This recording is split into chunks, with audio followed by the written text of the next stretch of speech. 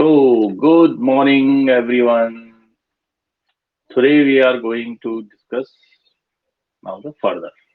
ठीक है, methods of measurement of trend. Trend को मेजरमेंट करने के क्या क्या मेथड्स हैं? तो कल जैसे मैंने आपको चारों मेथड्स बताए, जो ट्रेंड एनालिसिस में हम चार मेथड यूज करते हैं। जैसे स्केलर ट्रेंड हो गया, ठीक है, यानी कि उसको बोलते हैं लॉन्ग टर्म में जो इम्पैक्ट दिखाता है, उसको हम कल हमने ग्राफिकली प्रेजेंटेशन आपको बताया मैंने। ठीक है। उसके बाद एक सीजनल वेरिएशन है जिसको रेगुलर और शॉर्ट टर्म आप कहते हैं। एक साइक्लिक वेरिएशंस होता है, ठीक है।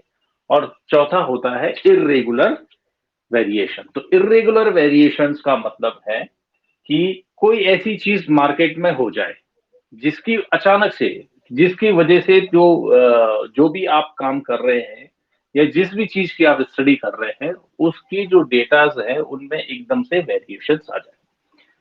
सपोज दैट जैसे क्या हो गया, इंडिया एंड पाकिस्तान के बीच लड़ाई हो गई। तो इंडिया और पाकिस्तान के बीच लड़ाई होने के कॉज से जो प्राइस है वो हाइक हो गई, ठीक है। मार्केट में डिमांड बढ़ गई बिकॉज ऑफ लोग क्या करने लगे, डंपिंग करने लग गए।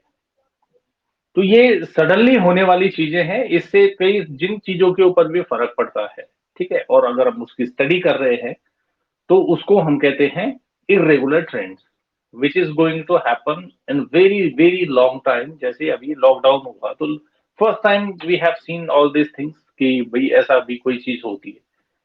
तो फिर जब लोगों ने स्टडी करी तो फिर आने लग गई स्टडी की जी in every 100 years such kind of things going to be happen. तो ये ऐसे कैसे पता है कि 100 साल बाद ऐसे ही होता है? तो वो एक ट्रेंड को मेजरमेंट करा, ठीक है। वो एक ट्रेंड को मेजरमेंट करा। जैसे अब कह रहे हैं कि फर्स्ट वेव आई, अब बोला सेकंड आएगी, थर्ड आएगी, उसके बाद जाके कुछ उस पर कंट्रोल होगा। तो ये थर्ड आने का मतलब क्या है? थर्ड आने का मतलब ये है कि there is something like that. कुछ इस तरह की स्टडी हुई हैं जो कि ये बताती हैं कि जी ये ऐसे जाने वाला है या वैसे जाने वाला है। तो इसीलिए हम टाइम सीरीज की कैलकुलेशंस करते हैं, फॉर टाइमिंग हम उसको कैलकुलेट करने की कोशिश करते हैं, ठीक है। तो वो हो गया आपका इरेगुलर ट्रेंड। अब आते हैं मेथड्स पे कि ट्रेंड के हम किस तरह से मेजर करेंगे। तो जो सबसे पहला मेथड है वो फ्री हैंड कर्व मेथड, यानी कि जो आपने डेटा लिया, उस डेटा को आपने पॉइंट आउट किया और उसके बाद फ्री हैंड से उन पॉइंट्स को मिलाते हुए चले गए आप नंबर ऑफ ईयर्स की तरह से। वो हो गया फ्री हैंड, ठीक है। नाम से ही क्लियर है, free hand curve the first one, ठीक। सेकेंड वन है आपका सेमी एवरेज मेथड। ये थोड़ा सा टिपिकल है सेमी एवरेज मेथड। इसमें हम क्या करते हैं, अभी मैं आगे पूरा डिस्कस करूंगा इस बारे में। चौथा मेथड है आपका moving average method. And last है least square method. This is the very important for examination point of view, least square method, ठीक है। इस जहां पे हम की कुछ सेटअप करते हैं, दो हम इक्वेशन सेटअप करेंगे और उन इक्वेशन सेटअप करने के बाद हम फॉर्मूले में रख के ये करने की कोशिश करेंगे कि भाई फ्यूचर फॉरकास्टिंग करने की हम कोशिश करते हैं। तो सबसे पहले यहाँ पे हम बात करते हैं फ्री हैंड कर्व। ये सब मैं मिटा देता हूं, ठीक है। हम बात कर रहे हैं फ्री हैंड कर्व। तो फ्री हैंड कर्व जैसे कि नाम से क्लियर है, बिल्कुल फ्रीली चलेगा, ठीक है। उसके ऊपर कोई जोर आपको देने की जरूरत नहीं है ना। एक तरह का ये ग्राफिकल प्रेजेंटेशन भी हम इसको बोलते हैं, क्योंकि हम इसमें ग्राफ की वैल्यूज को पिक करके रखते हैं, ठीक है। तो सपोज दैट आपके पास ये कुछ डेटा है, 2008, 9, 10, 11, 12, 2012, 13 तक के मैंने डेटा ले लिए। ये ईयर हो गए, ठीक। 2008, 9, 10, 11 है, 11, 12 है, 13। और ये आपका प्रोडक्शन है। सपोज ये इतने मीट्रिक टन जो है हमारे यहाँ वीट हुआ है। हमने एक observation 60, there is 68, there is 64, 64, 80, ठीक है, 64, 70, सॉरी 80 नहीं, ये हो गया 70, 70, यहाँ आए फिर अगेन 62, यहाँ पे आए आपका 72। ठीक है, दिस इज द डेटा। ठीक, तो अब इसमें हम क्या करेंगे,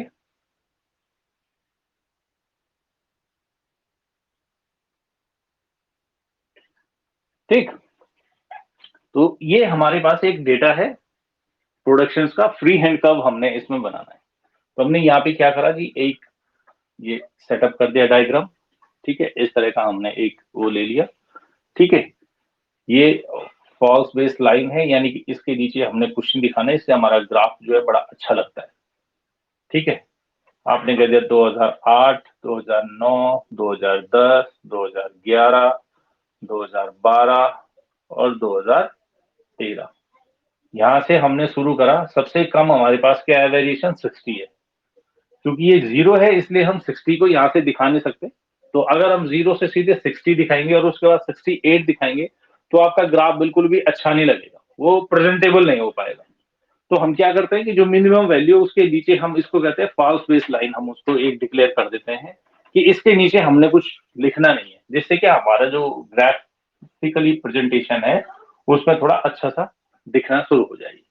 ठीक है, क्योंकि प्रेजेंटेशन ज्यादा जरूरी है ना, वैल्यू प्रेजेंट होना ज्यादा जरूरी है। तो हमने पहली वैल्यू रख दी 60। ठीक है, अब 60 के बाद हमने क्या कर दिया, क्योंकि 60 64 है तो इसलिए हमने कर दिया चलो 62, 64, 66, 68, 68 के बाद 70। ठीक है, ये हमने लग दिया क्योंकि मैक्सिमम 72 है। तो इसको थोड़ा सा हम आगे और बढ़ा देते हैं, ये हो जाएगा 72, ये हो जाएगा 74। ठीक है, तो अब इस वैल्यू में हम बाद में इस वैल्यू में हम क्या करेंगे, अब हम जहां जो हमारा डेटा है हम उसको अपने ग्राफ में प्रेजेंट करेंगे। ठीक, तो सबसे पहले हमारे पास है 60, हमने पहले साल में रख दिया जी 60 करना है। तो ठीक है, कोई दिक्कत नहीं, पहले वैल्यू हमने यहाँ पे रख दी। 2008 में ये हो गया जी 60, 2009 में गया जी 68, तो जी ये है 68 और ये है 2009, तो हमने ये लग दिया जी 68। उसके बाद 2010 में जो डेटा आया वो हमारे पास आया 64, तो अगेन ये 2010। ठीक है, और ये 10 का डेटा आया आपका 64, ये आपने यहाँ इसका पॉइंट कर दिया। 2011 में आया है 70, तो ये है 2011 और ये है आपका 70, तो आपने कुछ यहाँ इसको पॉइंट कर दिया। 2012 में अगेन 62 आया, तो आपने 62 पे यहाँ पे पॉइंट कर दिया। और 2013 में आया है 72, तो आपने यहाँ सीधे यहाँ ऊपर चले गए लास्ट में, ये हो गया 72। अब हमने क्या करना है, इसको एक लाइन से जोड़ देना है। तो आपने करा जी ऐसे, फिर ऐसे, फिर जी गया ऐसे, फिर आया यहाँ डिप और फिर आया यहाँ ऊपर, ये कुछ इस तरीके का। तो इसको हम बोलते हैं फ्री हैंड कर्व। आपने बिल्कुल इसको स्मूथली हमने इसको मिला दिया। ठीक, और इसके बीच से हम क्या, फ्री हैंड कर्व। ठीक है, तो सबसे पहले आपको क्या करना है कि पॉइंट की वैल्यू से हमें क्या दिखाना है, ये हमारे डेटा जिसमें दिखाने हैं। उसके बाद हम क्या करेंगे, स्मूथ कर्व खींचेंगे उसके ऊपर, जिसको आप फ्री हैंड कर्व बोल रहे हैं। ठीक है, तो आपने फिर उसको सबको मिला दिया। ठीक, और इसको आपने थोड़ा स्मूथ करने के लिए क्या कर देना है, हम इसके बीच से एक लाइन खींच लेते हैं कि ये मोर ओवर एवरेज इस स्पीड से ये चीज बढ़ रही है, ट्रेंड ये दिखा रहा है आपको। ठीक है, तो इस प्रेजेंटेशन को हम कहते हैं फ्री हैंड कर्व। ठीक है, जिसको कि हम बहुत इजी, क्योंकि ये इजी है बनाना आपका, easy to understand, easy to prepare, और इजिली आप इसको प्रेजेंट कर सकते हैं, आसानी से आप इसको एक्सप्लेन भी कर सकते हैं। ठीक है, लेकिन ये क्या करता है कि थोड़ा सा इसमें कई चीजों का रहता है, क्योंकि ये क्या है, मेरे हिसाब से है ये।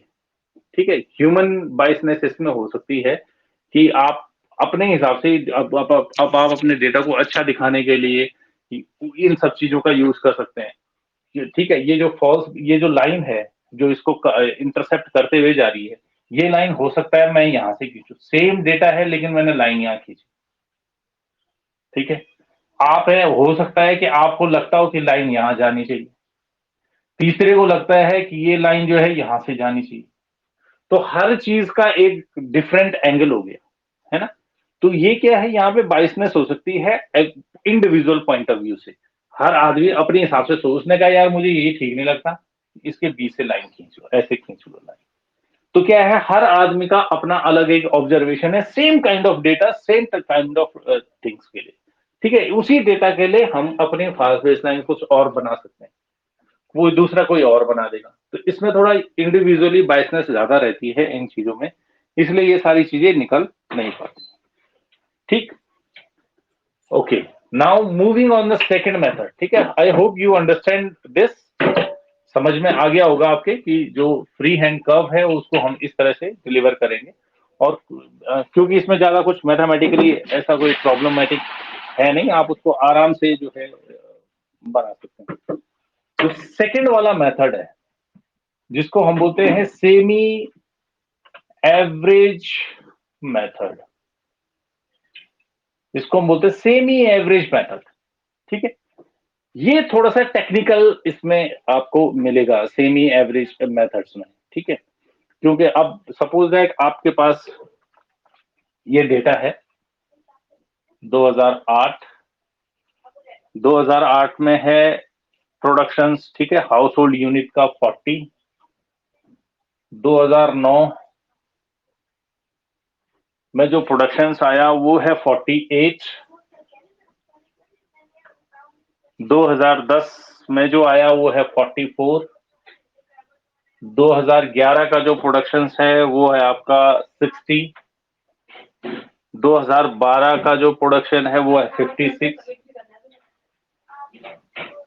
जो 2013 का है वो है 60। ठीक है, यूनिट, इतनी यूनिट आपने मैन्युफैक्चर करी हाउस होल्ड थिंग्स की, किसी घरेलू सामान की या घरेलू चीज की। अब आप क्या करेंगे उसमें कि सेमी एवरेज मेथड, मैंने जैसे बोला कि हमें सेमी एवरेज मेथड यूज करना है, तो सेमी एवरेज यूज हम इस तरह से करेंगे, पहले हम काउंट करेंगे कितने, 1 2 3 4 5 6, 3 है ना, तो 3 है, तो इसका हम ऐसा कर देंगे कि इन पहले 3 साल का एवरेज निकालेंगे और इन बाद के 3 साल का एवरेज निकालेंगे। ठीक है, सेमी एवरेज का मेथड ये नहीं कि इन दोनों के बीच का एवरेज निकाल, क्योंकि ये पूरी सीरीज है, उसको 2 हिस्सों में आपने डिवाइड करना है। ठीक, और उनका एवरेज निकालना है। ठीक, तो आपने क्या करा कि पहले 3 और बाद के 3, इन तीनों वेरिएशन को आपने जोड़ दिया। तो इन तीनों वेरिएशन को जोड़ने के बाद जो आएगा आप उसका क्या करेंगे, एवरेज निकालेंगे। तो देखो हमने क्या करा, 40 प्लस 48 प्लस 44 डिवाइडेड बाय 3, जैसे कि हम एवरेज निकालते ही हैं, है ना। तो ये 2 हो गया, 14, 142/3। ठीक है, पहला आया आपका, नहीं 140, 4×3=13 होता है, सॉरी 132। दूसरे का आया आपका 60 प्लस 56 प्लस 64 डिवाइड बाय 3, तो यानी कि हो गया ये 180/3।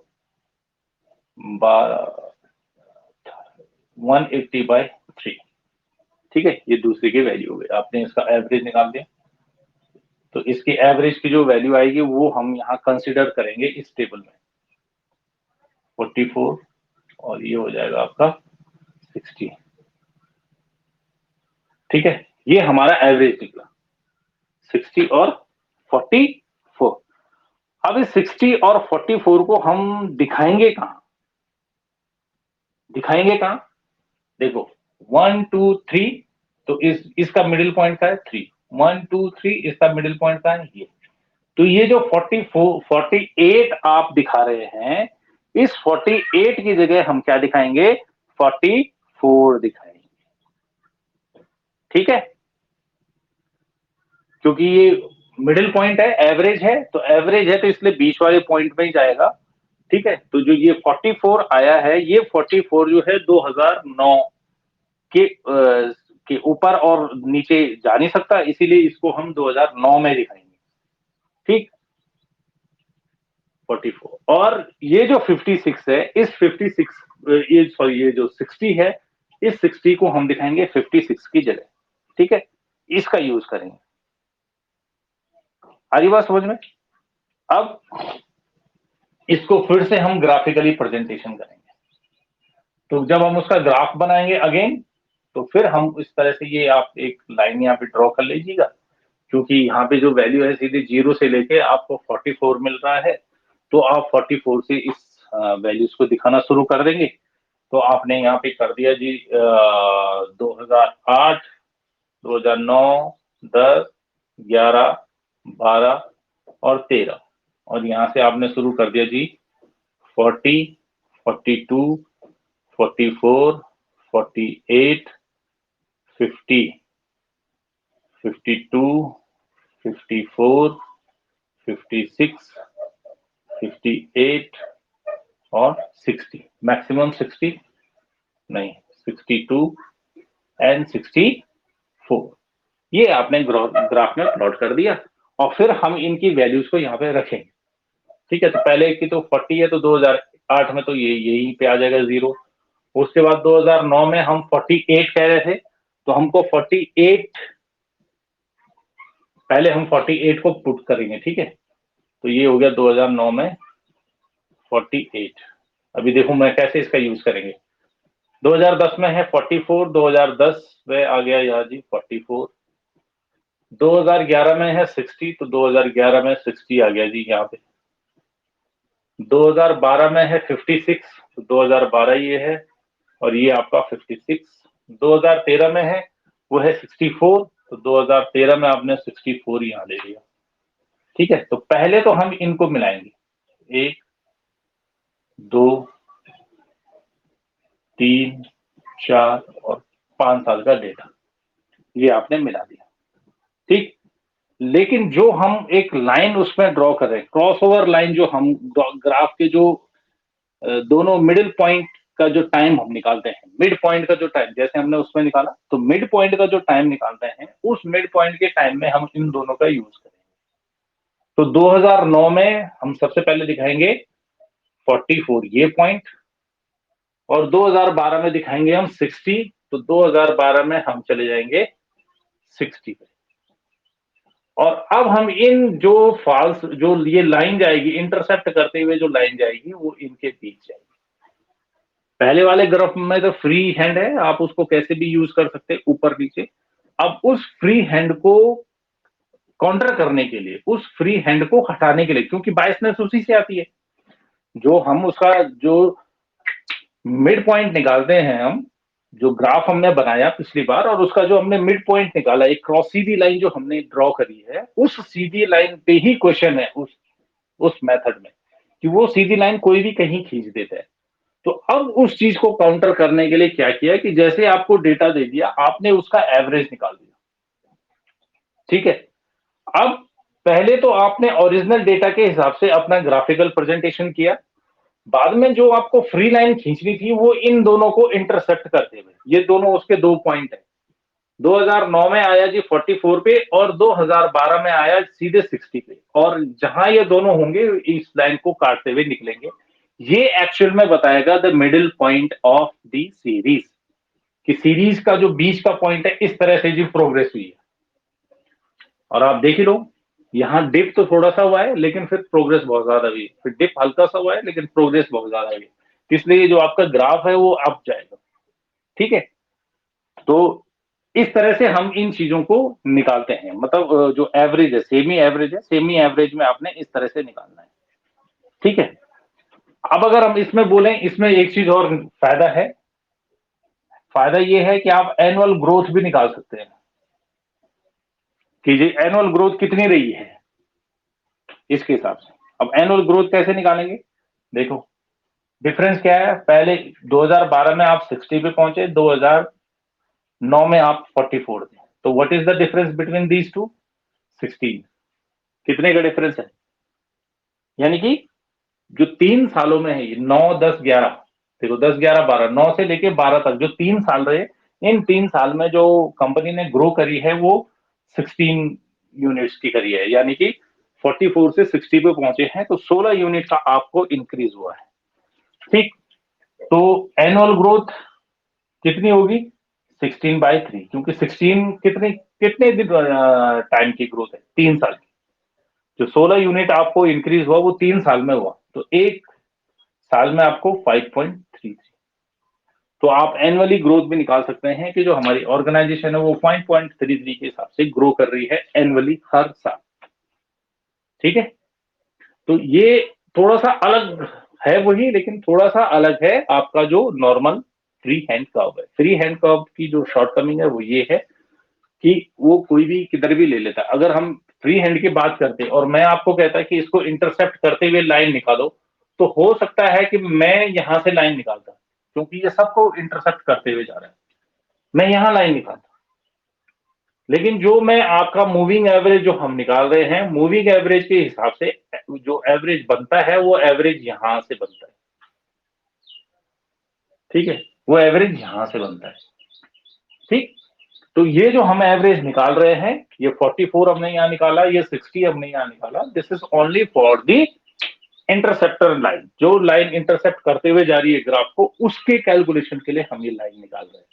ठीक है, अब वन मोर क्वेश्चन ये होना चाहिए कि ये तो फिट है आपके पास कि जी यहाँ पे तो कोई प्रॉब्लम नहीं है, 6 साल है तो 3 साल और 3 साल हो गए। लेकिन अगर यहाँ पे 2014 भी होता तो तब हम क्या करते? तब भी हम यही करते, यहाँ के 3 साल, यहाँ नीचे के 3 साल, बीच के 11 ईयर को हम छोड़ देते। ठीक, जो हम एवरेज निकालते, तो एवरेज कैसे निकालते? 2008, 2009 और 2010 इनका एवरेज निकालते। तो ये जो निकल के आता वो 9.6 आता ना, 9.5 साल आता। इसका जो एवरेज आता वो 9.5 आता, पूरा नहीं आता। पूरा कैसे आएगा फिर, है ना, क्योंकि आपके पास 7 साल है। अगर सम वाली सिचुएशन हो जाएगी, या ये 8 है तो फिर भी ठीक है, 4-4 आपने 4-4 का एवरेज निकाला तो 4 का एवरेज। दिक्कत वहां पे है जहां पे आपका इवन नंबर है। तो इवन नंबर के लिए आपको कुछ नहीं करना है। ठीक है, इवन नंबर के लिए आपको सिंपल ये लेना है कि बीच वाला ले, जुलाई, उसने कहा जुलाई आ गया जी। ठीक है, तो जो जब हम डेटा का प्रेजेंट करेंगे तो ये जो एग्जैक्टली 9 से स्टार्ट हो रहा है, ये 9.5 से स्टार्ट होगा ये ग्राफ। ठीक है, बाकी कोई चेंज नहीं है, बाकी सेम जैसा है वो वैसा ही रहने वाला है। ठीक है, तो ये दो मेथड हैं उसके, जो आपने मूविंग एवरेज हो गया एक, सॉरी एक हो गया आपका सेमी एवरेज मेजरमेंट मेथड, और दूसरा हो गया फ्री हैंड का मेथड। ये दो मेथड में आपको कल जो है हम इनके बारे में डिस्कस करेंगे, इन दो मेथड्स के बारे में। ठीक, टिल देन गुड बाय।